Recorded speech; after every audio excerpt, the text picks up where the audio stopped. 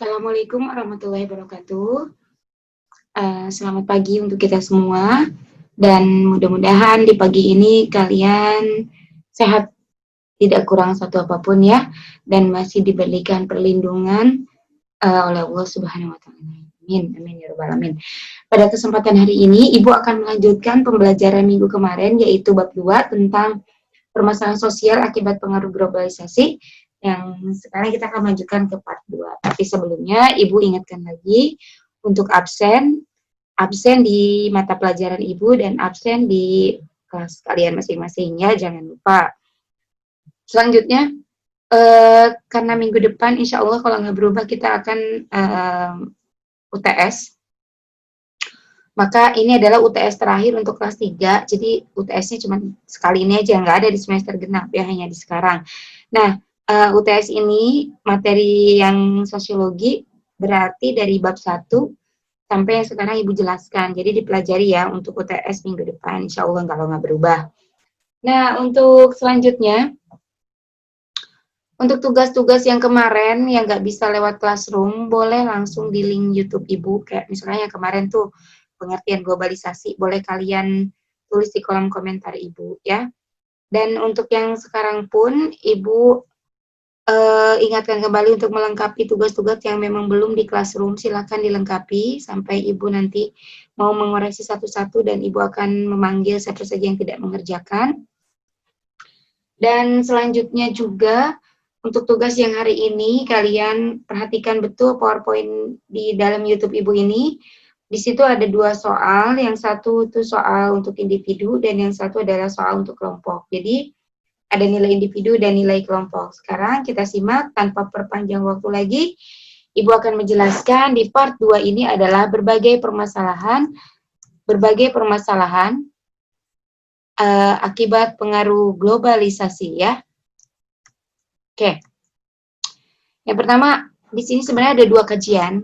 Yang pertama adalah permasalahan sosial akibat pengaruh globalisasi di tingkat global atau makro, dan permasalahan sosial akibat pengaruh globalisasi di tingkat lokal atau mikro. Nah, untuk yang makro ini pasti ini global ya. Untuk yang makro ini hari ini Ibu akan bahasnya yang poin 1 dulu.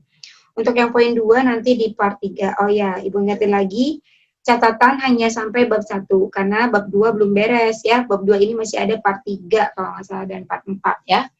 Jadi Ibu akan menjelaskan lagi di yang nomor poin 1 aja, permasalahan sosial akibat pengaruh globalisasi di tingkat global. Oke, cekidot. Nah, di sini ada permasalahan sosial akibat pengaruh globalisasi di tingkat global. Yang pertama adalah neokolonialisme. Lalu ada budaya populer, ada konsumerisme, dan ada kerusakan lingkungan. Ingat ya, ada 4 permasalahan sosial akibat pengaruh globalisasi yang ada di tingkat global. Nih 4 poin ini ya. Oke, yang pertama adalah neokolonialisme. Neokolonialisme adalah penjajahan bentuk baru, bukan melalui dominasi maupun penjajahan fisik.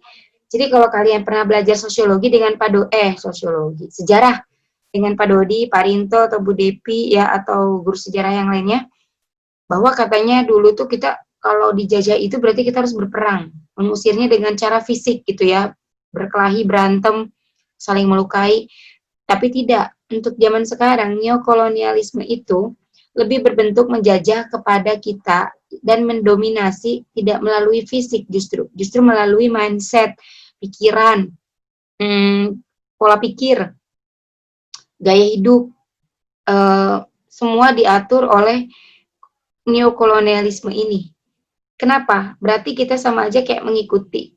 Jadi kita dijajah bukan lagi melalui fisik, tapi dijajah melalui berbagai macam, bisa fashion, bisa mindset, bisa pola pikir kita, bisa tingkah laku kita. Nah, itu neokolonialisme. Ciri selanjutnya adalah biasanya neokolonialisme ini berkembang, adanya itu di negara berkembang.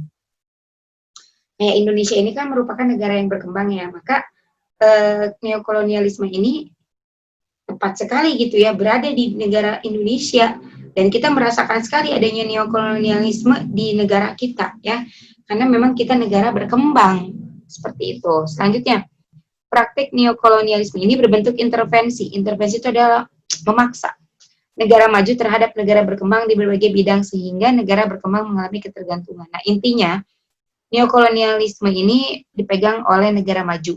Sehingga negara maju itu menjajah negara berkembang. Dan negara berkembang inilah diharapkan oleh negara maju itu ketergantungan, bergantung terhadap negara maju. Dan otomatis akan menguntungkan negara maju itu sendiri gitu loh ya. Nah, selanjutnya ada budaya populer. Budaya populer itu ciri-cirinya ada satu, adanya tren publik. Tren publik itu adalah di mana misalkan di masyarakat lagi tren apa, misalkan lagi nonton drama Korea, drakor, tren gitu kan. Sampai ke semua tingkah lakunya, pola pikirnya, gaya bajunya, fashionnya, itu kita ikutin. Nah, termasuk ke dalam budaya populer itu ya. Ciri selanjutnya adalah mudah diingat dan dipahami. Budaya populer ini mudah diingat dan mudah dipahami. Contoh seperti ini. Ketika kita suruh menghafal lagu Karawitan Sunda, susahnya minta ampun. Tapi ketika kita suruh menghafal lagu Korea, lagu-lagu yang memang mancanegara gitu ya, kita mudah banget mengingatnya dan nggak perlu waktu lama. Nah, itu juga ciri dari budaya populer. Nah, selanjutnya adalah mudah diadaptasi dan diterima masyarakat. Jelas. Ketika mudah dipahami, pasti akan berimbas kepada mudah diadaptasi, mudah diambil, mudah diterima oleh masyarakat. Karena budaya populer ini nggak ribet seperti budaya-budaya lokal gitu ya. Budaya-budaya misalkan kayak budaya harus ada aturan tatak-tataknya gitu ya, part-partnya gitu. Tapi kalau budaya populer itu nggak terlalu ribet ke sana gitu. Terus bersifat momentum, biasanya budaya populer ini muncul ketika ada momentum apa, misalkan momentum hari yang kemarin tuh apa, SEA Games, misalkan momentum SEA Games, semua orang menggunakan nada dering, misalkan Via Valen, atau menggunakan lambang-lambang misalnya kayak misalkan baju-baju olahraga gitu kan digunakan, ya itu disebut juga oleh bersifat momentum ya, jadi budaya populer gitu ya. Dan mengandung unsur profit, jelas ya, ketika negara maju bisa menguasai negara berkembang, maka akan mengandung unsur profit. Misalnya gini, ketika drama Korea meledak, booming di Indonesia, maka tidak salah lagi gitu ya, negara Korea mendapatkan profit dari yang kita tonton. Atau dari segitu bidang fashion juga jadi, bidang fashion Korea juga jadi meningkat gitu ya, ada keuntungan gitu, karena misalnya remaja-remaja Indonesia itu menggunakan pakaian-pakaian seperti orang-orang Korea. Nah, itu juga termasuk ke dalam budaya populer. Nah, selanjutnya di sini saya akan memberikan contoh gambar-gambar budaya populer. Contoh nih kayak anime-anime nih ya, kosmik ya kalau nggak salah ya, kayak begini nih. Kayak menggunakan kostum-kostum idola kalian. Nah, ini juga termasuk budaya populer gitu kan. Kalau dulu kan kita ingatnya kelompok-kelompok tuh yang monoton gitu ya. Sekarang kan kelompok-kelompok komunitas bermunculan sangat ragam gitu ya. Lalu ada Mobile Legends, ada boy band, girl band gitu ya, kayak misalkan Blackpink gitu ya. Lalu misalkan tanda, nah ini ada lucu ya, ada ketika orang sekarang bilang I love you nggak dengan menjentikan jari aja antara ibu jari dan telunjuk jari, ini kan sebenarnya budaya Korea yang kita adaptasi gitu ya untuk mengatakan sayang atau cinta seperti itu. Nah, di slide ini Ibu akan memberikan soal untuk individu. Jadi diingat ya, soal untuk individu silahkan kalian langsung kerjakan di kolom komentar Ibu, tulis nama dan kelas, jangan lupa. Oke, pertanyaannya adalah, coba kalian tuliskan tiga contoh budaya populer. Apakah, ya contohnya 3 lah, minimal 2 boleh. 2 boleh lah ya, tapi maksimal cukup 3 aja. Jadi biar antar teman yang lain tidak sama gitu ya. Oke, selain ini jangan lupa dikerjakan, ini kerjakan di kolom komentar Ibu, atau bagi yang luring yang nggak menggunakan HP atau tidak memiliki kuota, boleh kalian luring menuliskan di buku tulis atau nanti bisa diambil di sekolah tugasnya ya. Selanjutnya ada konsumerisme. Konsumerisme ini adalah ketika kita berbelanja tapi kita tidak membeli sebenarnya itu kebutuhan kita gitu loh. Jadi karena cuman mengikuti tren gitu ya, sebenarnya kita nggak terlalu cocok gitu menggunakan baju ini gitu. Tapi karena lagi tren, kita paksakan beli gitu loh. Dan ujung-ujungnya kita setelah kita pakai paling cuma dipakai sekali udah gitu loh. Terus ada menuruti keinginan. Biasanya ini cuma nafsu doang ya, ketika kalian sebenarnya nggak niat beli, tapi karena diskonnya besar jadi dibeli. Padahal itu nggak butuh-butuh banget buat kalian. Terus menuruti gengsi, dan ini biasanya yang ketiga yang paling tinggi ya, gengsi. Padahal kalian tuh gak suka gitu, tapi karena kalian gengsi, kalian akan lakukan itu gitu lah. Kalian akan membeli itu gitu karena gengsi oleh teman-teman kalian menggunakan itu, misalnya kalian nggak menggunain. Nah ini juga termasuk ke dalam konsumerisme ya. Oke, di sini ada kerusakan lingkungan. Kerusakan lingkungan juga termasuk ke dalam masalah pengaruh globalisasi. Nah, di sini Ibu akan menantang kalian untuk melihat video tentang kerusakan lingkungan. Jadi kalian, nah inilah kalian diskusikan. Ibu kasih tiga ya, satu kelompok 3 orang, boleh beda kelas. Tapi tuliskan di kolom komentarnya nama dan kelasnya, karena kalau kalian ngambil beda kelas harus dituliskan ya, dicantumkan di situ nama dan kelasnya. Boleh bertiga ya diskusi, jadi langsung saja dikerjakan di kolom komentar Ibu. Oke, kita tonton videonya ya.